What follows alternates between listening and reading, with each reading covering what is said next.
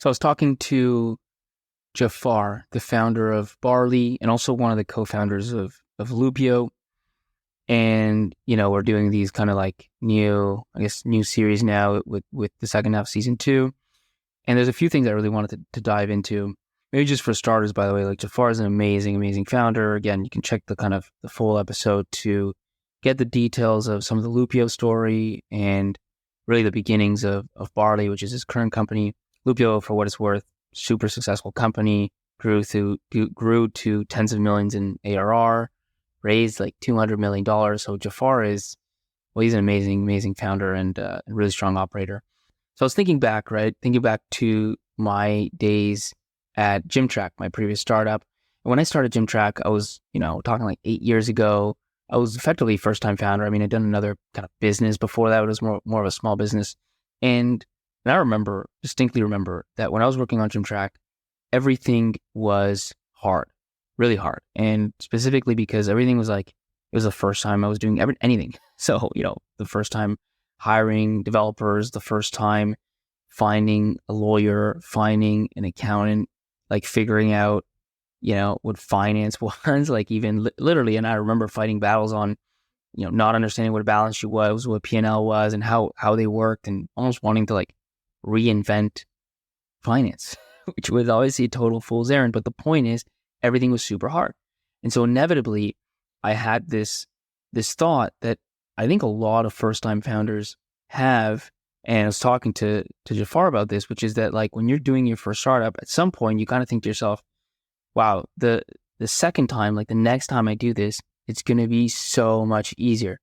And if you start like buying into that, all of a sudden you're like, well, you know what? All I really need to do with this first one is, take it as far as I can take it. But like, if it's not a big success or like whatever, maybe I sell early just so I can, go to my second one. In other words, and like the way that Jafar put it was, he said, I think there's a lot of first-time founders, myself guilty of this as well, that have that mentality. It's like, let me get the first one done, and then I'm going to use the second one as like my real one.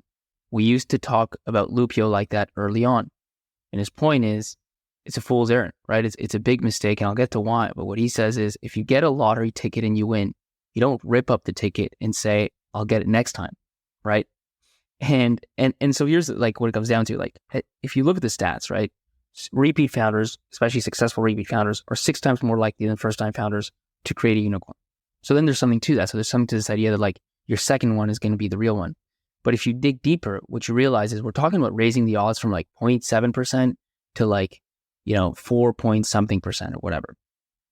It's still 95+% likely to fail, even your second one. And so if you're on your first one and you have something kind of really pulling you, take it as far as you can.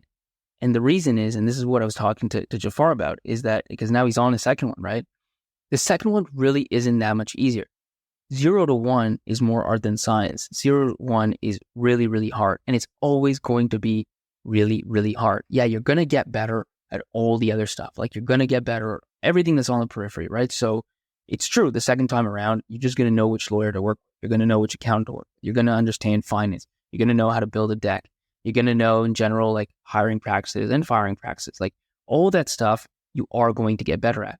And yet when it comes down to the core of it, right? What's most important when it comes to 0 to 1 is creating real value. And creating real value is no joke. Creating real value is extremely, extremely hard. The second, the third time, the fourth time around. It's the nature of it, right? At the end of the day, you're trying to find something that you can create meaningful ROI on if you're selling to B2B, or just meaningful value in a world that's highly competitive, where there's a lot of different players, a lot of people looking for. So anything obvious has already been done. Anything non-obvious, most of the non-obvious stuff is just bad ideas. And then in that bucket of non-obvious, you have some really good ideas, and you've got to find those. And at the right time, the right place, all these sort of things need to come together. That's why there's this kind of aspect of luck one way or another. So the point is, like, if you've got something and it's working, don't buy into this mentality that you've learned so much and so the second time is going to be much easier. This could be the biggest one. Again, like here's another example that pops in my head.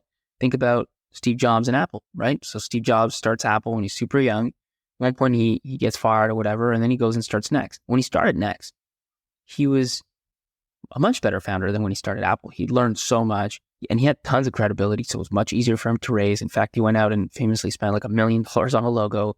I'm sure he was a much better manager by that time.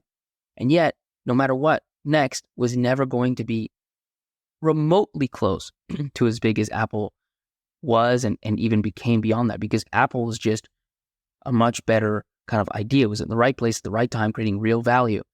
And then, whatever, he came back and grew, but that's not the point. The point is that his second startup was just never going to be as big as his first one. You don't know what you have right now. The grass isn't really greener. So my point is, don't buy into that idea that your second one's going to be much easier. In any respect, that like in the things that really matter, it won't be. Give this one all you got. The second thing that I thought was really interesting. So let me like kind of rewind, right? And this goes back to my gym track days, but it also goes back to just early days as a VC. One of the things that gets a lot of focus when you're let me talk about the VC side, right? Like when you just start off as a VC, one of the things you realize is, okay, the companies that are going to really drive returns are going to be the big ones, right? And so you need to release big TAM. And by the way, TAM is really easy to like dissect and analyze. And so you start spending a lot of time focusing on that. And, the show's about founders. So like from the perspective of a founder, and this was me again, first time founder of Gym Track, so much emphasis on TAM. Like how can we create $1 billion opportunity?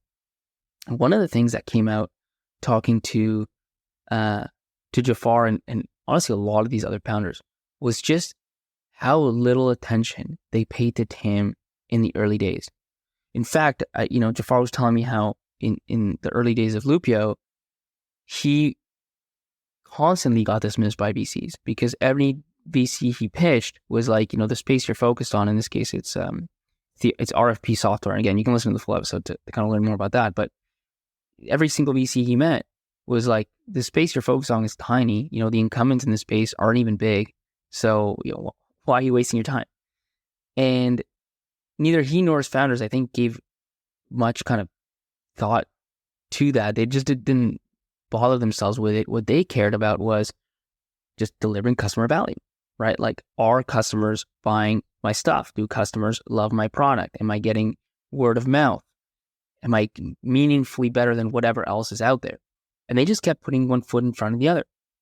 And I think there's a big lesson in that, which is like, first of all, when you're on the road from 0 to 1, you're trying to get to about 1 million or so ARR. Any TAM will support that. And the second thing is, I've met so many VCs, especially later on in like people that are like further into the game than I am, who've told me some of the biggest misses ever were because of TAM, or because they thought almost too much, like overemphasized, I would say, TAM in the early days and just didn't see the big picture. Classic example is people that passed on Airbnb, right? Almost all of them would say it was because they thought, how big can this market really be? And turn out, it's a $100 billion opportunity. The thing is, in the early days, it's really hard to see where something can go. And also impossible to predict like how markets are going to evolve and grow over time. What is clear and what you as a founder need to focus on maniacally, right? The only thing that really needs to matter is, are you delivering clear, meaningful value to your customers? And I think as long as you're doing that, then just keep putting one foot in front of the other. Yeah, of course, at some point you plateau, 5 million or 10 million because you've like saturated the market. Sure. But I don't know if that's going to happen. And that certainly won't prevent you from getting to product market fit. So just focus on what really matters. Focus on clear ROI. Focus on value.